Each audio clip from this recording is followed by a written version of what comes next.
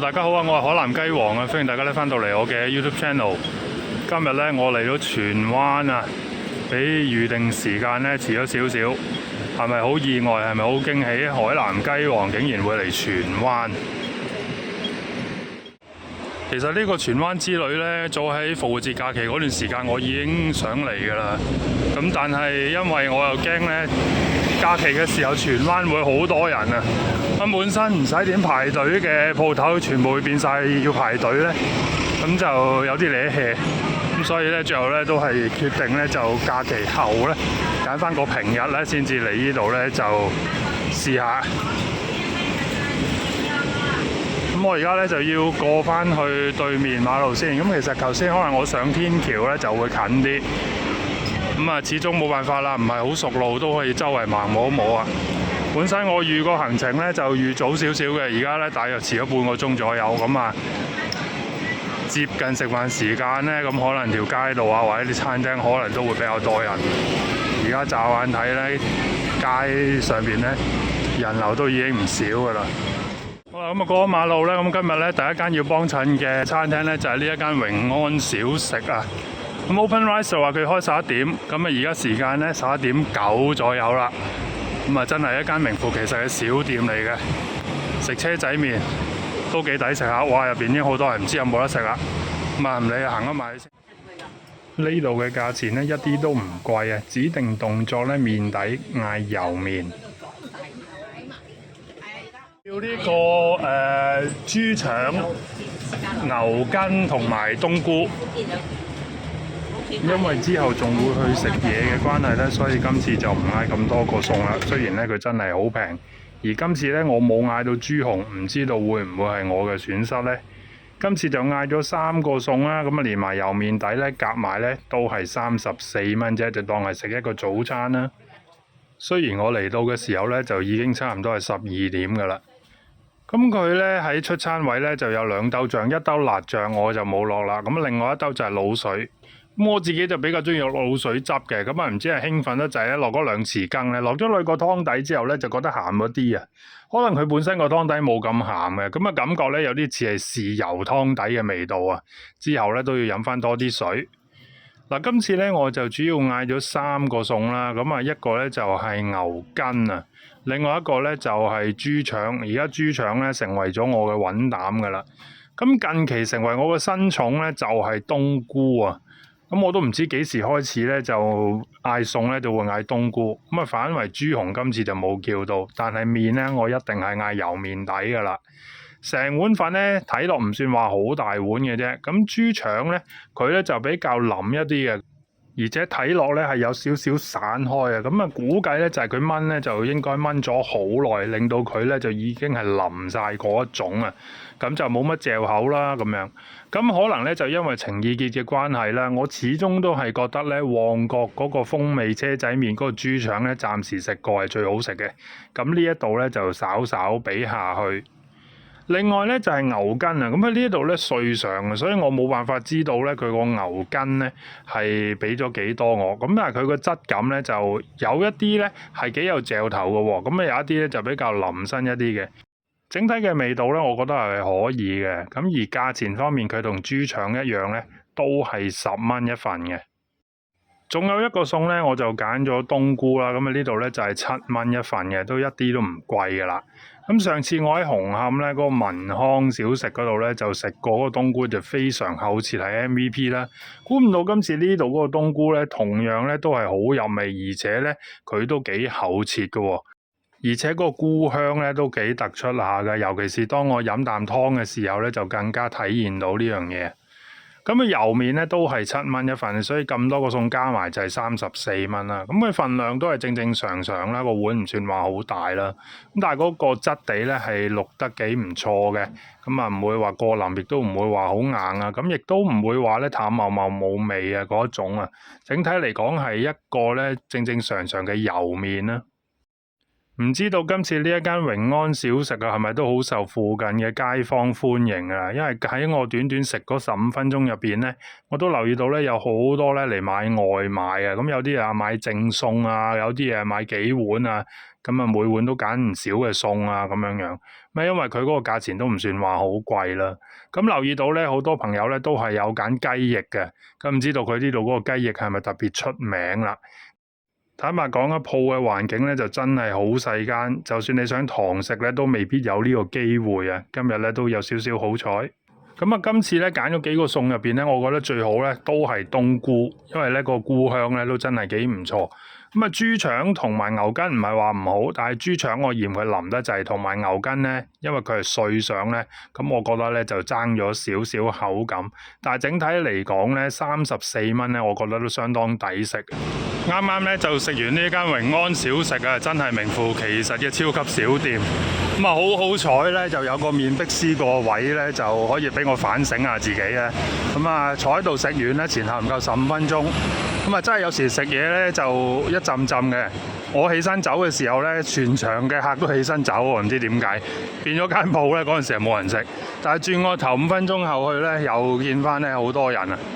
咁啊，成日都話啦，嚟荃灣咧就即係路德圍就一定係要嚟睇下參觀下啦，亦都係咧即係食宵夜嘅聖地啊！咁但係咧，我本身咧就因為唔熟荃灣啦，一來二來咧我就冇嗰個情感啊！咁所以今次咧我都係叫做係咪叫第一次嚟咧？咁咪好似又有啲印象，又好似有行過，都唔知道原來嗰度就係路德圍。咁啊，今日咧都想借呢個機會咧，就同大家周圍去逛下，同埋順個片咧可以掃下街啦。咁啊，係咪行呢邊我都唔知㗎，純粹係隨便行嘅啫。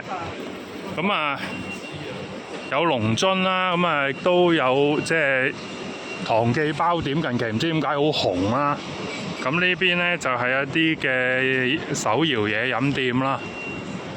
咁其實印象中我係好似有行過嚟呢一頭附近嘅。咁但係我當其時我唔知道原來呢度就係叫路德圍啊，或者原來呢個範圍就已經係呢度，亦都有一間舊式嘅茶餐廳，康樂茶餐廳啦。咁前邊亦都有一啲嘅唔同類型嘅茶記啊、粉麵鋪啊嗰啲咁樣。咁點解我話我會有印象呢？就係因為當其時我唔熟荃灣啦，我好耐以前，我諗真係有10年前呢。我嘅其中一個同事咧就話佢想食，佢新荃灣一定會食狗仔粉，就係前面18座。咁所以我估計我係應該有嚟過呢度嘅，只不過當時10年前我做嘢嗰個地方，咁而家可能已經執咗，咁所以就冇咗啦。咁我都幾肯定我係有嚟過。咁而對面咧就好似係咪有2間豆腐花鋪都係連場大戰啊！咁而家就冇乜人啦，一到夜晚我諗就排晒隊啊！大家會食邊間呢？我喺網上邊睇咧就話亞玉咧好食啲嘅。最後咧我就揀咗亞玉啦，嗌咗個凍豆花，因為天氣實在有啲熱啦，8蚊雞啫。食完豆腐花之後咧，又繼續過嚟呢邊行下啦。咁其實我真係唔識路咧，真係亂兜嘅啫。咁我見到呢條橋咧，咁估計應該就係如果呢度直行轉翻左咧，應該就係頭先榮安嗰度啦。咁呢度咧有間金雞喎。咁金雞海南雞咧就都幾有名嘅。咁啊，好似咧佢起源於西貢嗰邊嘅。咁啊，而家荃灣呢度都有一間佢嘅分店，但我未幫襯過，唔知荃灣嘅朋友咧有冇食過佢啲海南雞咧，好唔好食啊？咁啊，行翻過嚟呢邊望一望啊，咁有好多鋪應該可能都係太早嘅緣故啦，係未開嘅。咁而家只不過係正午嘅12點幾啦。咁啊，純粹都係行一行啊，但係有啲咧就唔似係未開，係似冇咗啊！咁佢哋嘅前身係咩咧？我真係唔知。咁啊，可能咧就經常有蒲開荃灣嘅朋友咧，可能就更加清楚啦。路德圍啦。咁啊，大家知唔知呢個字點讀呢？魚好多魚啊！好似佢喺新蒲崗嗰度都曾經有過一間分店。當其時我有個前同事呢，就話我哋去魚嗰度食啊，我話你乜嘢？咁佢係講緊呢一間幾多個魚喺度啊？咁啊，再可以喺呢邊睇睇啦，有啲名氣嘅鋪頭啦，雲桂香啊，頭先嗰間魚啊，機鋪啊，大家食啊，呢啲鋪頭。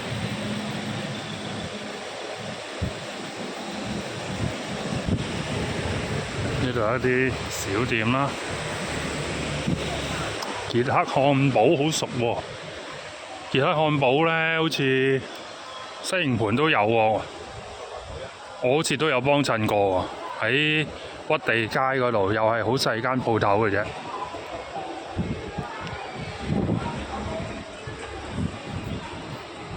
呢度有另外一間又係啲賣嘢飲嗰啲。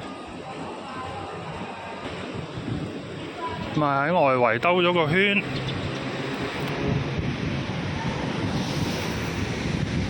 咁呢啲就係甜品鋪啦。咁佢啲鋪頭嘅間隔都好，即係同類型嘅擺埋一齊嘅喎。一辣就係食正餐嘅，一辣咧就係食糖水嘅。咁啊有一辣咧就係食小食嘅。咁個排列都幾特別啊！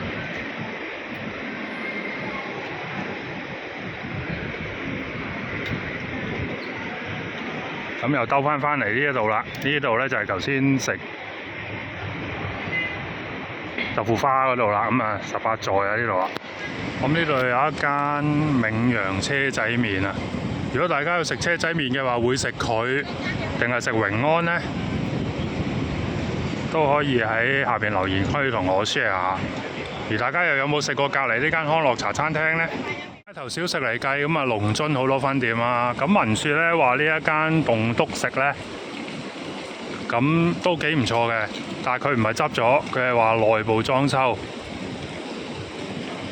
咁啊今日咧就冇開啦，咁啊27號先至開返。就係呢間棟篤食，有啲可惜啊，今日食唔到佢。咁啊，轉眼間咧行咗過嚟呢邊，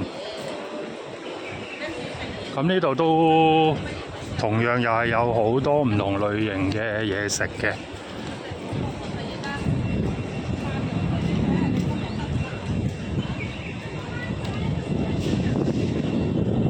咁啊，先轉咗右先啦，行咗呢一橛先啦。咁前面呢條迴旋天橋咧，咁啊自己都有啲印象啊，尤其是以前搭地鐵嘅時候咧，如果喺荃灣出咧，都有印象有行過有見過。咁落翻嚟呢度咧，咁啊又有另外一間車仔麵檔喎，三不管喎，佢咧都幾出名。咁啊，好似咧都有好多間唔同嘅分店，但係個價單好似比較貴少少嘅。咁啊喺呢邊咧都有幾間唔同類型嘅餐廳食肆啦。咁都係一啲小店形式啦，咁暫時人流就唔算話好多。或者咧，今次因為我咧嚟嘅時間係太早嘅關係啦，咁所以咧路德圍有好多鋪頭咧都未開啊。咁今次只能夠咧就食到一個豆腐花啦，咁啊當係一個初步嘅探索啊。咁嚟緊咧話佢如果有機會嘅話咧，我都想咧就睇下有冇一個機會咧喺晏啲甚至夜晚嘅時間咧嚟下呢個路德圍啊。到時咧大家咧對於路德圍或者荃灣咧有冇一啲餐廳係好推介嘅咧，都可以喺下邊嘅留言區同我分享下㗎。今次嘅影片咧就嚟到呢一度啦，鍾意我嘅分享嘅朋友咧記得要俾個 like， 同埋最緊要訂閱我嘅 YouTube channel 海南雞王。我哋下條影片再見，拜拜。